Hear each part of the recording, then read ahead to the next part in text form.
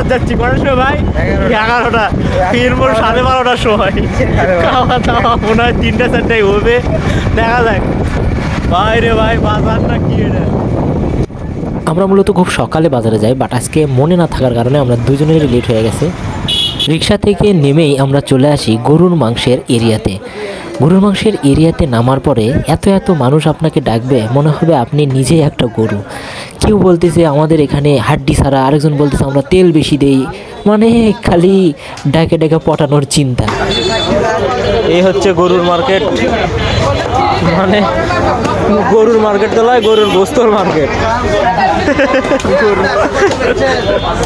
এখানে প্রায় 50-60 জন বসে আছে শুধুমাত্র আপনাকে ডাকার জন্য গরুর মাংস নিয়ে।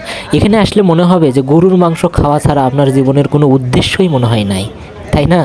তারপরে আমরা হাঁটতে হাঁটতে চলে আসলাম মাছের যে বাজারটা আছে, মাছের এরিয়া, এই এরিয়াতে আমরা সুন্দর সুন্দর মাছ দেখতেছিলাম। তারপরে মনে হলো যে আমাদের মুরগি কেনা বাকি, তো আমরা মুরগির এখানে চলে আসলাম, মুরগির এরিয়াতে।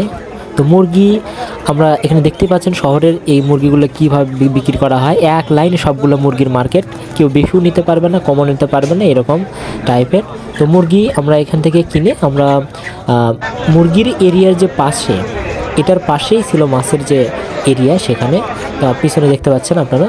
আমরা ঘুরে ঘুরে মাছগুলো দেখতেছিলাম, মাছগুলো দেখে আমরা যে মাছটা পছন্দ হবে আমরা সেই মাছটা কিনবো।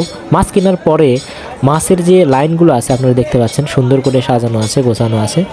এই মাছগুলো সাধারণত সকাল দুপুরের মধ্যেই বিক্রি হয়ে যায়, দুপুরের মধ্যে সবগুলো মাছ সেল হয়ে যাবে। এই বাজারটা মূলত সকাল 7টা থেকে শুরু হয় দুপুর পর্যন্ত।